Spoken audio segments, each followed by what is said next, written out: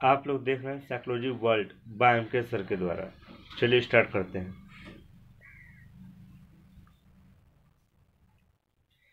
किसी व्यक्ति की मनोवृत्ति या उसका व्यवहार में दूसरे व्यक्ति द्वारा उत्पन्न परिवर्तन को कौन सा परिवर्तन कहा जाता है।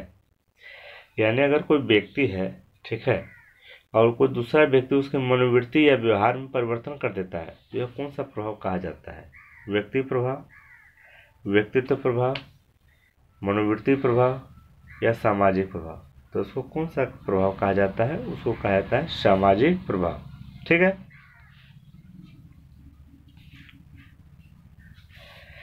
किसी समाज में किन्हीं दो व्यक्तियों के बीच अगर क्रिया प्रतिक्रिया होती है, दो व्यक्ति है और क्रिया प्रतिक्रिया तो होता ही है, तो वहाँ किस प्रकार का जो है मतलब प्रभाव घटित होता है। यह कौन सा प्रभाव घटित होता है। यह व्यक्ति प्रभाव, मनोवृत्ति प्रभाव, सामाजिक प्रभाव या व्यक्तित्व प्रभाव।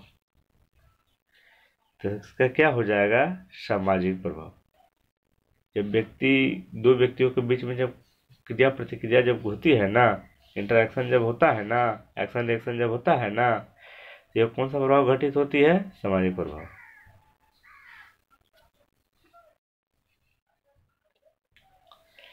आपको बताना इनमें से कौन सा सामाजिक प्रभाव के रूप है। अनुपालन, परोपकारी व्यवहार, कार्यकारिणी व्यवहार, आवृत्ति परिवर्तन। तो इसका कौन सा हो जाएगा, तो सबसे पहला हो जाएगा ए नंबर, यानी इस सामाजिक प्रभाव के अंतर्गत आता है अनुपालन। बी नंबर, परोपकारी व्यवहार भी आता है सामाजिक प्रभाव के मतलब रूप है, इस सब अंतर्गत आता है। और आवृत्ति परिवर्तन, कौन परिवर्तन, आवृत्ति परिवर्तन। ठीक। यहाँ सिर्फ सत्य और असत्य का बात कर रहा है कि अगर मैं कहूँ सामाजिक प्रभाव तथा सामाजिक शक्ति या अधिकार दो अलग अलग संप्रदाय हैं, तो पहला नंबर आप लोग ध्यान रखिएगा, सामाजिक शक्ति बोले या सामाजिक अधिकार बोले, ये एक ही है। इसमें थोड़ा सा कॉन्सेप्ट आपको ये बैठाना होगा कि जब आप हिंदी का सिलेबस देखेंगे, ठीक है, जब हिंदी का सिलेबस आप देखते हैं तो आपको मिलेगा सामाजिक अधिकार, ठीक है। लेकिन जब आप क्या देखेंगे, इंग्लिश का सिलेबस देखेंगे यूजी नेट का, तो उसमें मिलेगा आपको सोशल पावर। तो सोशल पावर बोले, सामाजिक शक्ति बोले, सामाजिक अधिकार बोले, ये तीनों एक ही को दर्शाता है। ये तीनों एक ही को, सोशल पावर यानी सामाजिक शक्ति या सामाजिक अधिकार, ये तीनों एक ही है। आप लोग उसको समझिएगा। तो यहाँ पे बात कर रहा था कि अगर मैं कहूँ सामाजिक प्रभाव तथा सामाजिक शक्ति या अधिकार दो अलग अलग संप्रदाय हैं, तो सत्य या असत्य, सत्य या असत्य। तो इसका आंसर क्या हो जाएगा, सत्य।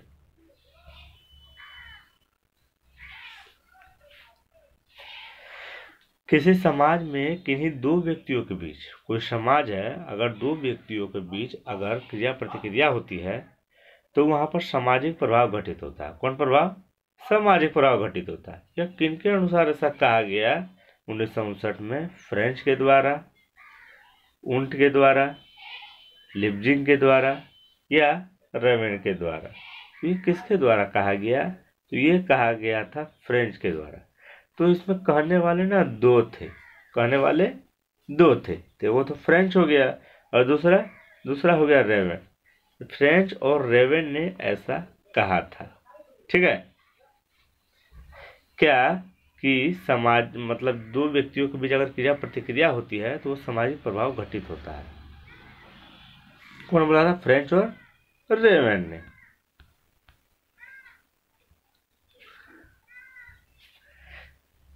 सामाजिक शक्ति या अधिकार का उदाहरण इनमें से कौन है, कौन शक्ति, सामाजिक शक्ति या अधिकार का उदाहरण। दूसरों को प्रभावित करने की क्षमता को कहते हैं, गलत। दूसरों से प्रभावित होने की रोकने की क्षमता को कहते हैं, गलत। दूसरों को प्रभावित करने तथा दूसरों से प्रभावित होने की रोकने की क्षमता को, हाँ, आप किसी दूसरे को प्रभावित कर दीजिए, लेकिन उससे प्रभावित मत होइए। ये बात सामाजिक शक्ति या अधिकार होता है। सामाजिक शक्ति या अधिकार का यही उदाहरण है कि आप जो है दूसरे से प्रभावित हो, मतलब दूसरे को प्रभावित कीजिए, लेकिन खुद प्रभावित मत होइए। चलिए नेक्स्ट।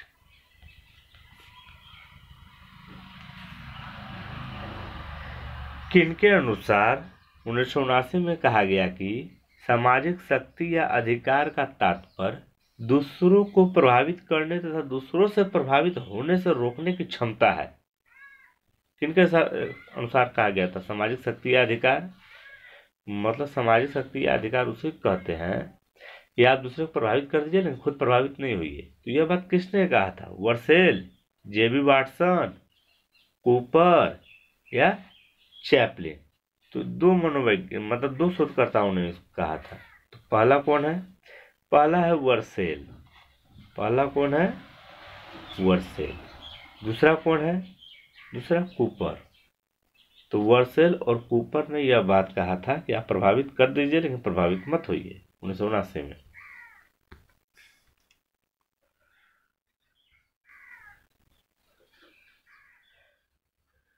उन्नीस सौ 91 में किनके अनुसार कहा गया कि सामाजिक शक्ति या अधिकार एक व्यक्ति की वह योग्यता है जिसमें जानबूझकर दूसरे के विचार को, व्यवहार को प्रभावित करता है।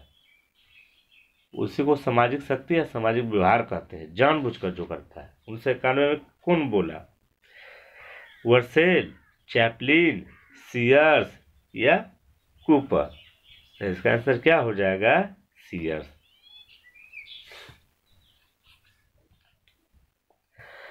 अगर आपके बच्चे, इसमें सत्य और असत्य है बताना है, आप अपने बच्चे के व्यवहार एवं मनोवृत्ति में परिवर्तन लाने की क्षमता में परिवर्तन कर सकते हैं। यह सही बात है या गलत? तो यह सत्य है या असत्य? तो यह सत्य है। ये इसका आंसर सही है।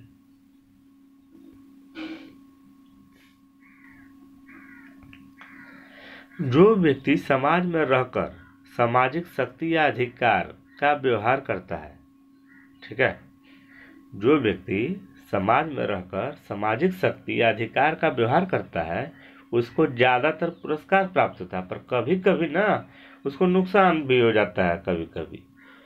यह जो है किसके द्वारा कहा गया 1968 में? बैरन, स्किनर, कार्टराइट और जांडर। तो किसके द्वारा कहा गया था?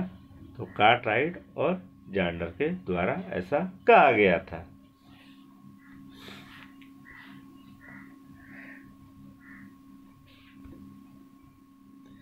फ्रेंच एवं रेवेन, मिसेनर तथा बर्ट 1979 तथा बोनोमा जो है 1976 में यानी सामाजिक शक्ति या अधिकार कितने आधार का उल्लेख किया था? मतलब फ्रेंच, रेवेन, मिसेनर, बर्ट और बोनोमा, इस सभी ने कितने सामाजिक अधिकार का उल्लेख किया था? 2, 3, 4 या 5? तो कितना का किया था? ये किया था 5। यानी सामाजिक अधिकार के, इसको याद रखिएगा, बाद में वो और बढ़ जाता है, ठीक है। तो बाद में इन्हें बोला सर आप 5 बोले थे, फिर वहाँ एग्जाम में 6 आ गया। तो फ्रेंच, रेवेन, मिसेनर, बर्ट और बोनोमा जो है, इन्होंने कहा कि सामाजिक शक्ति जो अधिकार होते हैं उसका आधार कितना होते हैं? 5।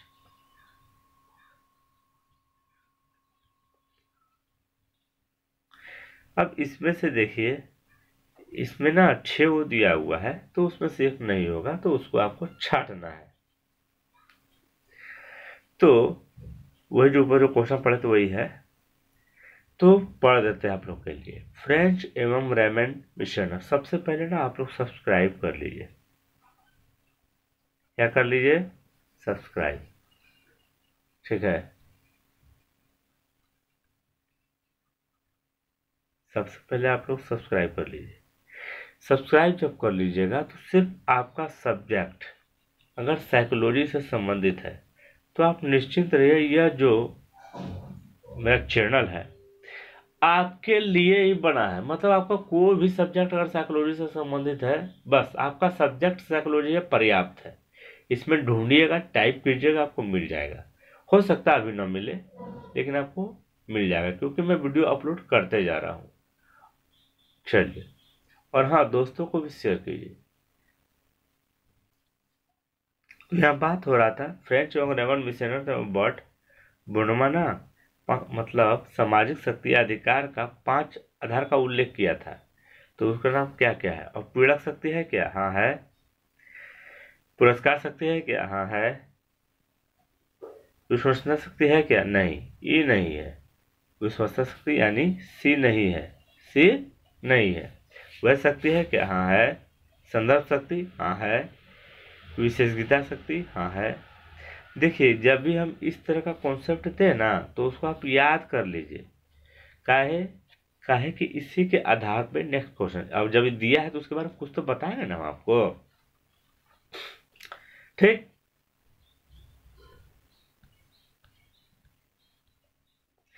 कहता है परिवार में माता पिता या अन्य किसी के द्वारा बच्चों को डराकर उनके व्यवहार में परिवर्तन या विचार में परिवर्तन लाना किस प्रकार की शक्ति या अधिकार है?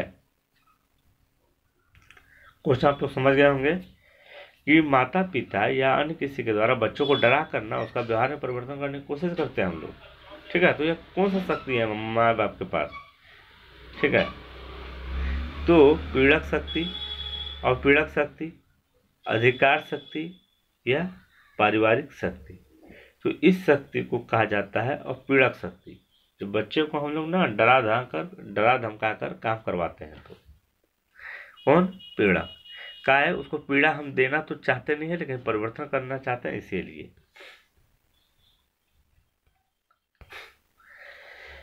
किस शक्ति में किसी बच्चे का व्यवहार में परिवर्तन या विचार में परिवर्तन, मतलब वो कौन सा शक्ति है जिसे बच्चे का व्यवहार या विचार में परिवर्तन लाने के लिए उसे घनात्मक प्रबलन दिया जाता है? पीड़क शक्ति और पीड़क शक्ति, अधिकार शक्ति या पुरस्कार शक्ति। तो कौन सा दिया जाता है उसको? तो पुरस्कार शक्ति। पुरस्कार देने का मतलब हो जाता है कि वो घनात्मक में आता है।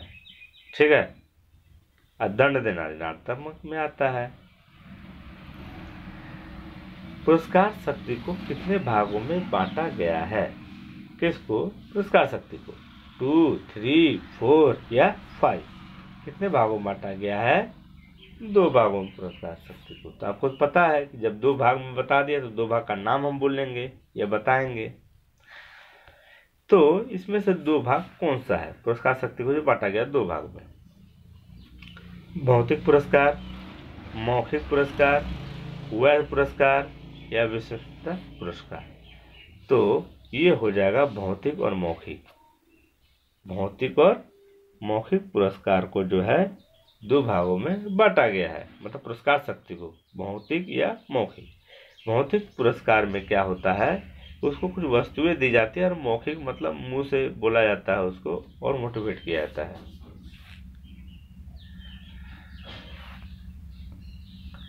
अगर आप किसी व्यक्ति की प्रशंसा करते हैं तो यह किस प्रकार का पुरस्कार के अंतर्गत आता है?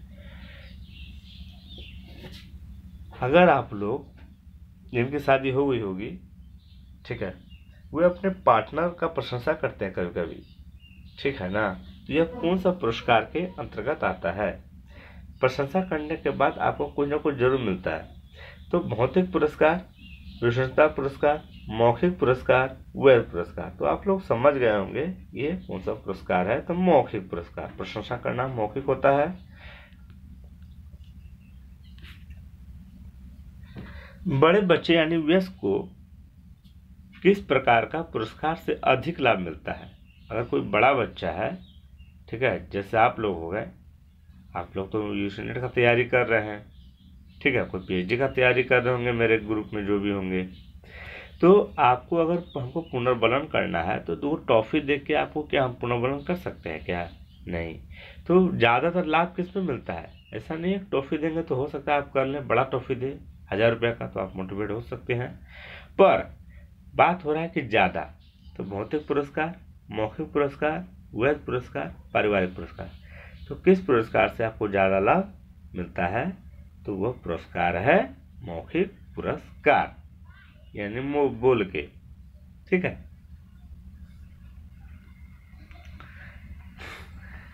यहाँ बात हो रहा है कि पुरस्कार से ना कभी कभी नुकसान भी हो जाता है। वह नुकसान कौन है इसमें, ये बताना है।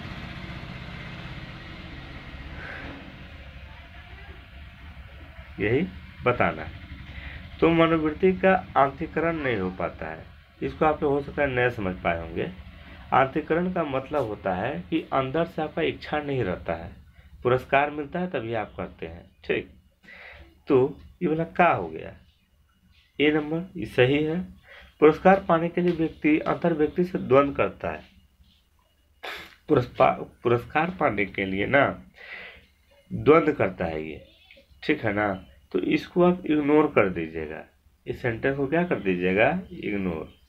ठीक, एक बार पुरस्कार मिलने से पुरस्कार की व्यक्ति मतलब क्या कहता है, बार बार अगर पुरस्कार आपको मिल रहा है ना, तो बिना पुरस्कार का आपको काम नहीं कीजिएगा, तो यह भी एक नुकसान है, यह भी एक नुकसान है आपका। बुरी आदत का निर्माण, यह भी एक नुकसान है आपका। आदत गंदा हो जाएगा, आपको सब पुरस्कार के ऊपर डिपेंड हो जाइएगा आप।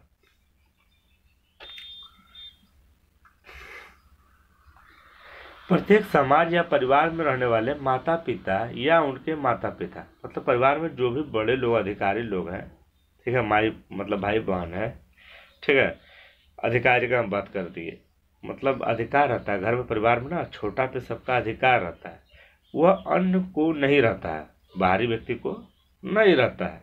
तो कौन सा अधिकार के अंतर्गत आता है, विश्वस्त व्यक्ति, यहाँ पे देखिए व्यक्ति नहीं शक्ति होगा, वैध शक्ति, अधिकार शक्ति, अनाधिकार शक्ति। तो यह किसके अंतर्गत आता है, तो यह आता है वैध शक्ति, यानी परिवार में सभी लोगों को, बड़े लोगों को अधिकार रहता है छोटे लोग पे डांटना, सुधारने का प्रयास करना, तो इसको कहता है वैध शक्ति। कौन शक्ति, वैध शक्ति।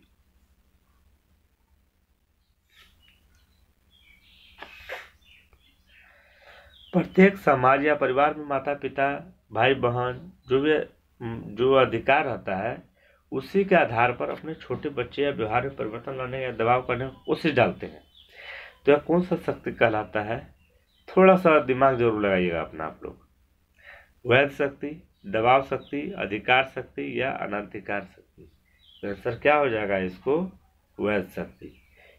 थोड़ा सा मॉडिफाई करके और बोले, समझे तो वही है एक तरफ से क्वेश्चन।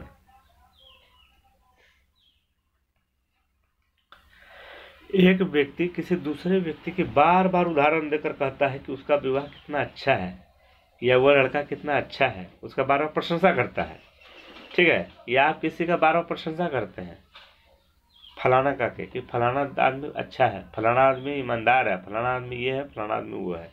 यह किस प्रकार का शक्ति का उदाहरण है फलाना आदमी के लिए, तो संबंधित शक्ति, संबंध शक्ति, प्रशंसा शक्ति या संदर्भ शक्ति। तो इसका आंसर क्या हो जाएगा, इसका आंसर हो जाएगा संदर्भ शक्ति।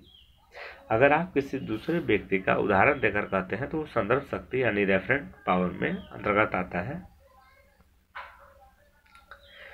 किस प्रकार की शक्ति में निगरानी की आवश्यकता होती है, निगरानी आप तो समझ गए होंगे, ठीक है।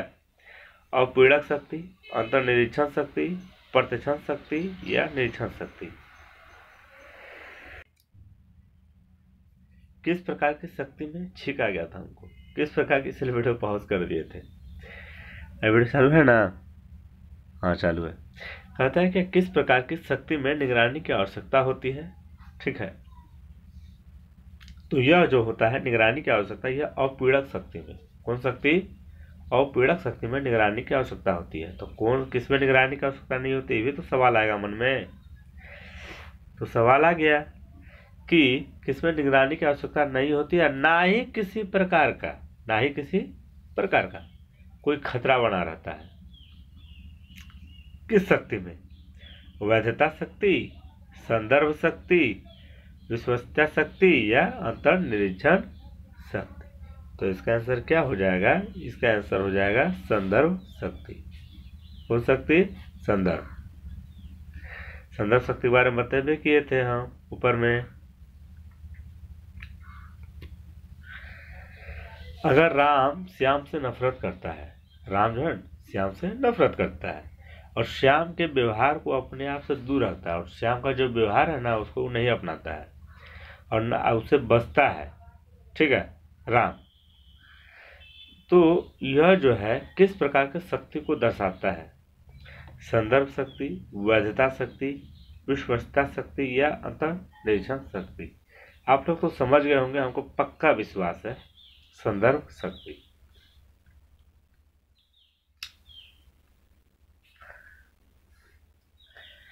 सबसे पहले ना आप लोग सब्सक्राइब कीजिए। क्या कीजिए? सब्सक्राइब कीजिए। सबसे पहले आप लोग सब्सक्राइब नहीं करते हैं, गलत बात है।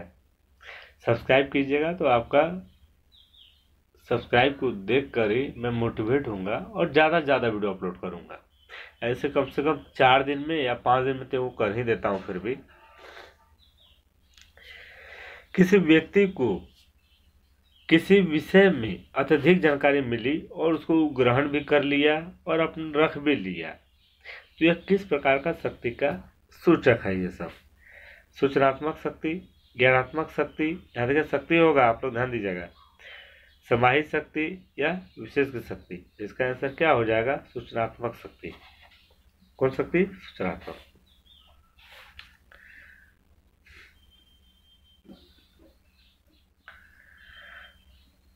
आप लोग अगर सब्सक्राइब कर लीजिएगा तो सबसे पहला नोटिफिकेशन आप ही को आएगा और आप अपडेट रहेंगे।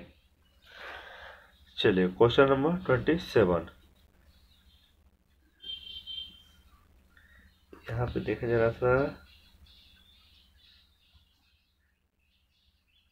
देखिए यहाँ पे थोड़ा सा फॉल्ट हो गया। कहता क्या, किसी व्यक्ति को ना किसी विषय में अगर अत्यधिक जानकारी है किसी विषय में, ठीक है, तो आता है विशेष शक्ति में। कौन शक्ति में? विशेष शक्ति में।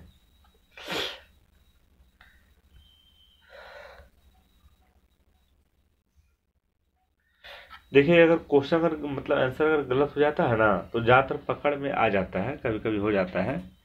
तो कैसे आता है पकड़ में? जब नेक्स्ट क्वेश्चन की ओर बढ़ते हैं तो उसका कुछ अंश उसमें छुपा रहता है, उस हिसाब से भी पकड़ में वो आ जाता है।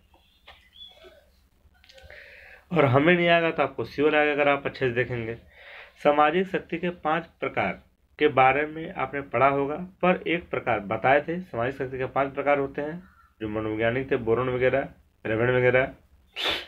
तो 5 प्रकार थे, उनमें एक प्रकार और बढ़ गया रेवेन और क्रूलांस्की के द्वारा, ठीक है, जो दिया गया था। प्रत्यक्ष शक्ति, प्रत्यक्ष शक्ति, सूचनात्मक शक्ति या ज्ञानात्मक शक्ति? तो यह कौन सा शक्ति है? यह है सूचनात्मक शक्ति। कौन सा? सूचनात्मक शक्ति के बारे में 6ठा नंबर में बताया गया। उधर आप लोग 5 गो शक्ति के बारे में पढ़े थे पहले।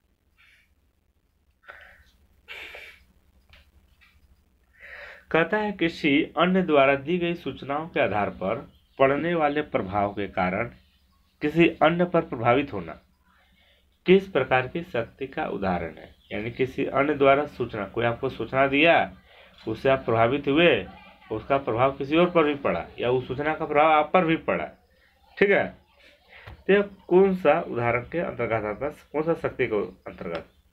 निर्धारित, योजनाबद्ध, सूचनात्मक या प्रभावित? तो इसका आंसर क्या हो जाएगा?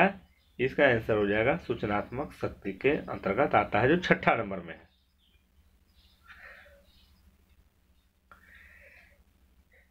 किसी खास परिस्थिति में किसी व्यक्ति को दूसरे व्यक्ति किस हद तक प्रभावित करता है? कोई खास परिस्थिति में कोई आपको अगर किस हद तक प्रभावित करता है, यह कई कारकों पर आधारित होता है। कोई आपको प्रभावित अगर कर देता है किसी खास परिस्थिति में, तो यह कई कारक पे क्या होता है? आधारित होता है। इन कारकों को कौन सा निर्धारक कहा जाता है?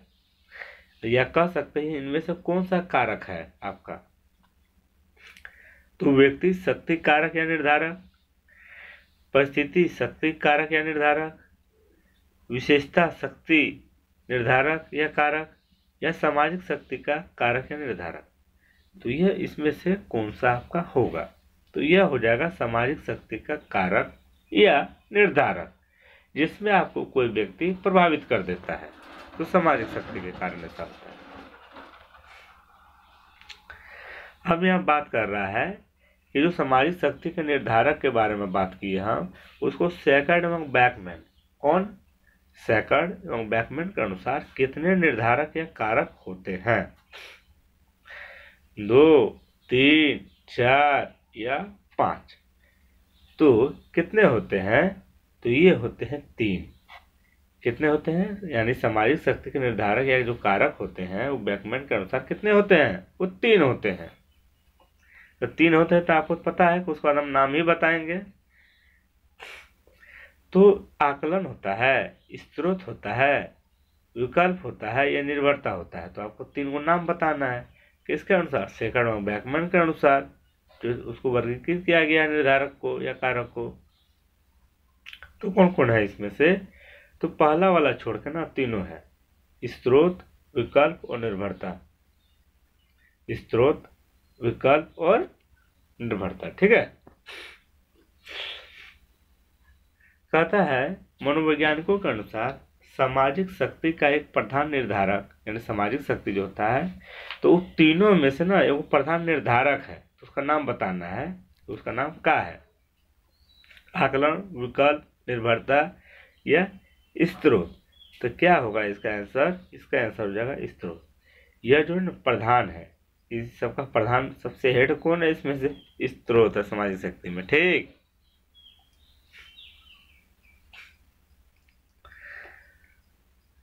माता पिता, शिक्षक या बड़े भाई बहन का जो अधिकार रहता है, उसी आधार पे ना वो छोटे बच्चे व्यवहार में परिवर्तन करना चाहते हैं, दबाव डालते हैं। यह दबाव जो डालते हैं, ठीक है, यह किस कारण, आपको कारण के बारे में चर्चा कर रहे हैं, या निर्धारक, कारण या निर्धारक। तो किनके कारण हो सकता है ये? स्रोत के कारण, आकलन के कारण, विकल्प के कारण या निर्भरता के कारण। तो यह किसके कारण हो सकता है? यह होता है स्रोत। किसका? स्रोत। का है भैया जी? का है कि प्रधान है।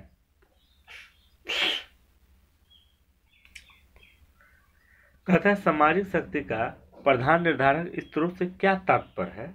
मतलब स्रोत से क्या मतलब तात्पर्य है? छुप गया क्या? ही नहीं, क्वेश्चन कटा नहीं है। व्यक्ति में उस व्यवहार से है जो पुरस्कार देने में सक्षम हो पाता है, गलत। व्यक्ति के उस गुण या स्थिति से है जो दूसरे व्यक्ति को दंड या पुरस्कार देने में सक्षम हो पाता है, गलत। व्यक्ति के उस गुण या उस स्थिति से है जो वह दूसरे व्यक्ति को दंड या पुरस्कार देने में सक्षम हो पाता है, तो बिल्कुल सही, ये वाला सही है, ठीक है, करेक्ट। मतलब स्रोत से क्या तात्पर्य है? स्रोत से तात्पर्य है क्या कि दूसरे व्यक्ति को ना दंड या पुरस्कार देने में आप सक्षम है, तो वो स्रोत में आता है। अगर आप किसी को दंड या पुरस्कार दे सकते हैं तो, अधिकार है तो।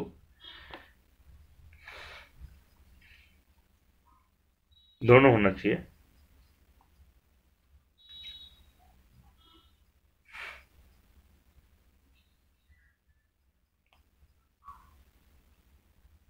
चलिए, कट गया, कहानी खत्म, समाप्त। अब इसको पढ़ लीजिए पहले। कहता है कि आर्यभट्ट के अनुसार 1970 में इन्होंने अपने सभी शक्तियों की व्याख्या के अनुसार स्रोत, निर्धारक, इनमें से कौन सा भाग है, मतलब स्रोत का इसमें ना कौन कौन सा भाग है, ठीक है, स्रोत का, कारक या निर्धारक, इनमें कौन कौन सा है, वही बताना है आपको। तो आप इसको क्या कीजिएगा, याद कर लीजिएगा, ठीक है, क्या कर लीजिएगा, याद कर लीजिएगा, बहुत इंपॉर्टेंट है। तो कौन कौन सा है हम लोग देखेंगे इसको। अब ये कट जाएगा जैसे इसको नीचे करेंगे तो।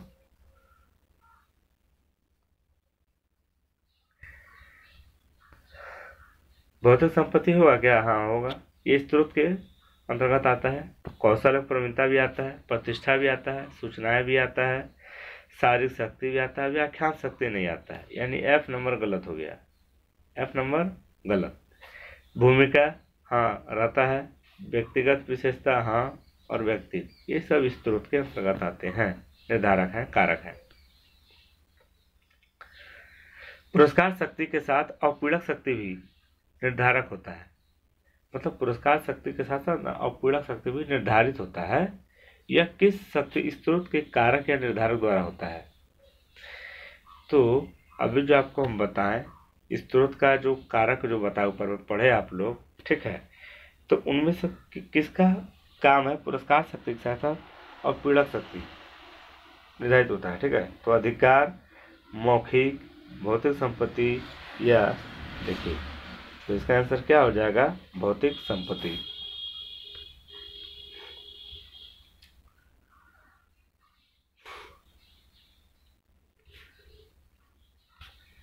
एक बच्चे को अपने शिक्षक पर विश्वास अत्यधिक होने का कारण, अगर कोई बच्चा है और शिक्षक पर ज्यादा विश्वास है तो इसमें से कौन सा स्रोत के निर्धारक द्वारा हो सकता है ऐसा?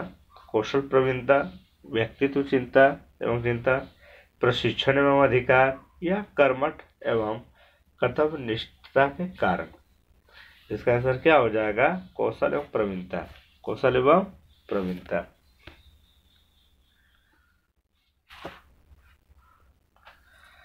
इनमें से किस शक्ति में सामाजिक शक्ति का एक स्रोत या कारक है तथा जिसमें मात्रा निर्धारित होती है? मतलब ये तो है स्रोत का तो है ही कारक या निर्धारक, पर इसमें मात्रा निर्धारित होती है इसमें। भौतिक संपत्ति में, प्रतिष्ठा में, सूचनाएं में या शारीरिक शक्ति में, किसमें होता है? तो यह जो होता है भौतिक संपत्ति। कौन संपत्ति? भौतिक संपत्ति में मात्रा निर्धारित होती है। कौशल एवं प्रवीणता जो व्यक्ति की होती है ना, यह किस शक्ति को निर्धारित करती है? अगर किसी व्यक्ति में कौशल या प्रवीणता है जो व्यक्ति की होती है तो यह किस शक्ति को निर्धारित करती है? शारीरिक शक्ति, व्यक्तित्व शक्ति, व्यक्तिगत शक्ति या विशेष शक्ति। तो किसका होता है ये? तो अगर आपको कौशल किसी चीज में मतलब ख्याति प्राप्त है, कौशल प्राप्त है, प्रवीण है आप, तो विशेष शक्ति के अंतर्गत आता है, इस स्रोत का है, ठीक है। स्रोत शक्ति का निर्धारक है उसका जो अभी आपको पढ़ा रहे हैं। व्यक्ति को प्रतिष्ठा का अनुभव तो समाज में होता ही है, उस प्रतिष्ठा के आधार पर ना वो चाहता है कि किसी को प्रभावित कर दे, कुछ बोल दे तो वो काम कर दे। ये किस शक्ति को प्रतिनिधित्व करता है? जैसे सीएम को प्रतिष्ठा प्राप्त है, अब सीएम चाहेगा कि हम किसी को कुछ बोल दे कोई अधिकारी को, तो अधिकारी भी काम कर लेगा, काहे वो सीएम है। तो यह किस शक्ति के अंतर्गत आता है? प्रतिष्ठित शक्ति, संदर्भ शक्ति, सामाजिक शक्ति, प्रभावी शक्ति। हमको विश्वास है इसमें ना 50% लोग मारेंगे और जो भी मारेंगे वे बहुत होशियार होंगे, लेकिन और जो नहीं मार पाएंगे उनको थोड़ा सा मेहनत करने की जरूरत होगा। तो ये संदर्भ शक्ति के अंतर्गत आता है। बहुत ही इजी क्वेश्चन था। किनके अनुसार प्रतिष्ठा कारक के साथ साथ आत्मीकरण या पहचान की क्रिया शामिल होती है? मतलब इसमें ना प्रतिष्ठा कारक के साथ साथ आत्मीकरण या पहचान की मतलब क्रिया शामिल होती है। किसमें होती है? इस किसने कहा था तो प्रतिष्ठा कारक में ऐसा होता है? तो मॉर्गन, किंग, कोलमैन या चैपलिन। तो किसके द्वारा कहा गया? तो यह कहा गया कोलमैन के द्वारा। किसके द्वारा? कोलमैन। देखिए थोड़ा साउंड हम चला गया गाड़ी। कहता है इनमें से किस कारक की आवश्यकता चल रहे कोर्ट मुकदमे में तथा जज पर इसका प्रभाव मुख्य रूप से पड़ता है? इनमें से किसका प्रभाव? जो अगर कोर्ट मुकदमा चल रहा है, जज वहां पे है तो प्रभाव पड़ता है, सब पे प्रभाव पड़ता है इसका लगभग, मान के चलिए। तो सूचनाएं, प्रतिष्ठा, अधिकार या व्यक्तित्व। अगर आपको पहले से आता हो तो वीडियो को पॉज कीजिए, मार लीजिए और बाद में चेक कर लीजिए जो मेरा द्वारा दिया गया है, ठीक है। तो वो क्या होता है? सूचनाएं। और ये अच्छी बात भी होगी। नया नोटिफिकेशन पाने के लिए सब्सक्राइब कर ले, सब्सक्राइब कीजिएगा, नया नोटिफिकेशन आपको आते रहेगा। ऐसे मेरा बहुत सारा वीडियो डाला हुआ है, देख लीजिएगा तो फायदा ही फायदा है। और आप साइकोलॉजी का सब्जेक्ट है आपका तो काफ़ी है ये चैनल आपके लिए, क्योंकि ये चैनल रुकने वाला नहीं है। इनमें से किस कारक का महत्व विशेष होता है जिसमें पुरस्कार शक्ति तथा अपीड़क शक्ति शामिल होता है? मतलब इनमें से किस कारक का महत्व विशेष होता है जिसमें पुरस्कार शक्ति तथा अपीड़क शक्ति शामिल होता है? दोनों, सामाजिक शक्ति, संदर्भ शक्ति, शारीरिक शक्ति या पुरस्कार। यहाँ शक्ति लिखा हुआ है, आप लोग ध्यान दीजिएगा।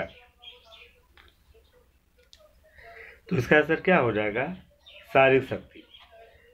ये मतलब पुरस्कार और अपीड़क शक्ति जो शामिल होता है ना, वो शारीरिक शक्ति में शामिल होता है। आप लोग याद रखिएगा। कहता वह शक्ति को निर्धारित करने में किस कारक का महत्वपूर्ण स्थान होता है? वह शक्ति को निर्धारित करने में भूमिका श्रेणी, भूमिका रोल, भूमिका निर्वाह या भूमिका आधार। आप लोग 100 का 100%, 100 तो नहीं 99% तो जरूर मार लीजिएगा आप लोग, क्या कि आप लोग देखे होंगे जब बता रहे थे तो वो भूमिका श्रेणी ऊपर में दिया हुआ था। यानी वैध शक्ति को निर्धारित करने में जो है इसका क्या होता है? महत्वपूर्ण स्थान होता है भूमिका श्रेणी का। इनमें से किस कारक में समाज द्वारा स्वीकृति या पोजीशन का प्रभाव पड़ता है? ये जो कारक है ना इसमें ना समाज की स्वीकृति या पोजीशन का प्रभाव पड़ता है। कर्तव्य में, भौतिक में, मौखिक में या भूमिका श्रेणी में? किस में पड़ता है? यह पड़ता है भूमिका श्रेणी में, क्योंकि बाकी तो आप लोग देखे नहीं होंगे बढ़िया से।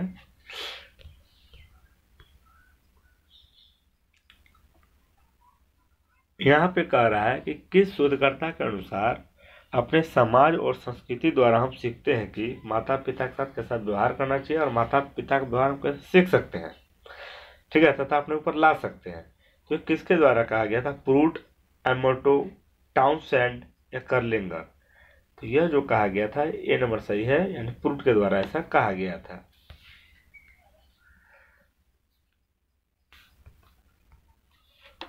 कहता है शोधकर्ता ने प्रमाणित कर दिया कि वैध शक्ति को निर्धारित करने में भूमिका श्रेणी का हाथ होता है। तो किसने इस बात को प्रमाणित कर दिया था, प्रूव कर दिया था? तो देखे ना, ये ऑप्शन ना हम गलत दिए हैं, यहाँ पे किसी का हमको नाम देना चाहिए, ठीक है। तो ये होगा मिलग्राम। मिलग्राम ने, ठीक है ना, प्रमाणित कर दिया था। तो हम शोधकर्ता का नाम देना चाहिए यहाँ पे हमको। किसने प्रमाणित किया था? तो मिलग्राम ने, ठीक है। क्या प्रमाणित किया था?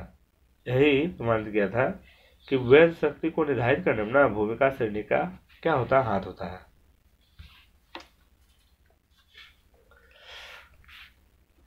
कहता है जब कोई बुद्धिमान व्यक्ति, सुंदर व्यक्ति, अच्छा व्यक्ति, प्रतिष्ठित व्यक्ति आपको कुछ सुझाव देता है ना, बढ़िया व्यक्ति को आपको सुझाव देता है तो आप उसको मान लेते हैं उसका बतिया।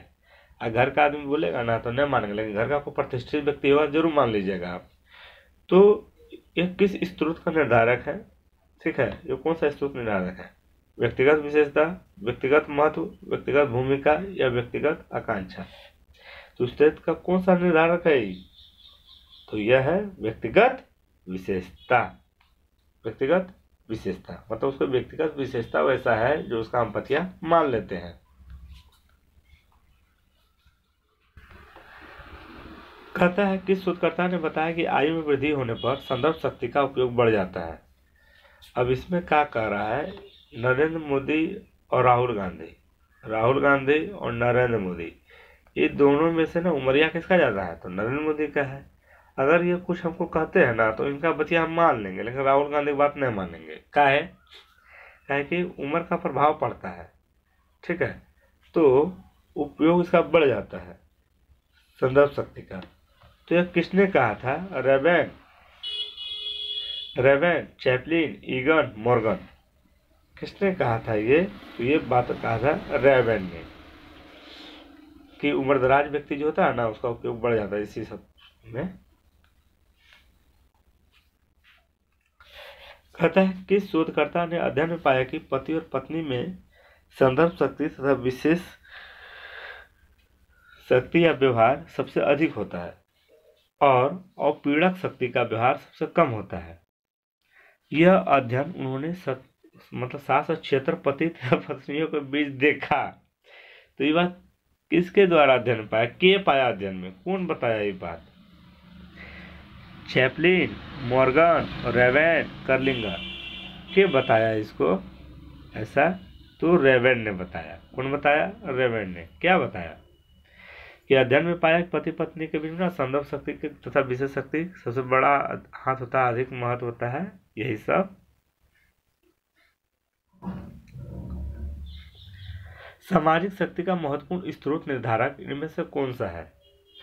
महत्वपूर्ण स्रोत निर्धारक है सामाजिक शक्ति में व्यक्ति, लोग, समाज या व्यक्तित्व? इसका आंसर क्या हो जाएगा? व्यक्तित्व। इसका बहुत बड़ा निर्धारक है सामाजिक शक्ति में व्यक्तित्व का।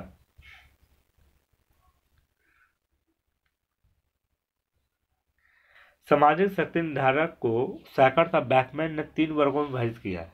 सामाजिक शक्ति का निर्धारक को 3 वर्गों में पता है आप लोग को, स्रोत, निर्भरता और विकल्प। इन तीनों में से किसका संबंध एक व्यक्ति को यानी एक व्यक्ति का दूसरे के ऊपर दबाव के प्रभावशीलता से है? मतलब एक व्यक्ति का दूसरा व्यक्ति पर दबाव की प्रभावशीलता से है। किसमें? परोपकारी, निर्भरता, व्यवहार, सहभागिता। हमको क्या देना चाहिए? हमको ये 3 को ऑप्शन देना चाहिए सिर्फ, काहे कि यही तीनों में से कोई होगा ना, उसी को देना चाहिए। तो देखिए हम क्या दे दिए, तो इसमें से आपको फायदा हो गया। क्या हो गया आपको? फायदा। तो इसका आंसर क्या हो जाएगा? कौन सा मिल रहा है इसमें से? तो इसमें से आपको निर्भरता मिल रहा है, यानी निर्भरता सही है। ठीक है। किसका संबंध एक व्यक्ति को दूसरे व्यक्ति के ऊपर दबाव के प्रभावशीलता से है? तो निर्भरता से।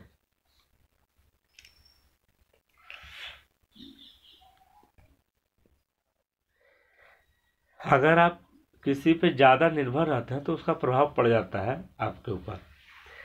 वही बता रहा था इसके पहले वाला क्वेश्चन में।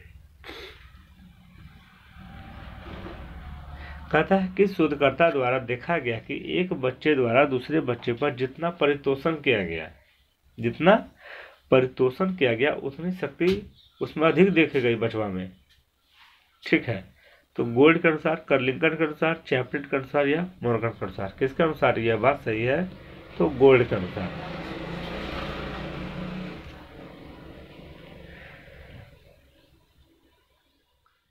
वयस्क स्त्री जो होती है, महिला जो होती है, बड़ी महिला जो होती है, निर्भरता का परीक्षण या प्रयोग किया उस पर, तो शोधकर्ता द्वारा देखा गया। मतलब वयस्क महिला पर निर्भरता का प्रयोग किसने किया था? किस शोधकर्ता ने किया गया था? 1961 में मैकगुगन के द्वारा किया गया कि रोजेन या अंडरवुड या चैपलिन? किसके द्वारा किया गया? तो यह किया गया रोजन के द्वारा। किसके द्वारा किया गया? रोजन। यानी वयस्क स्त्री पर निर्भरता का परीक्षण करके प्रयोग करके प्रूफ किया, देखा।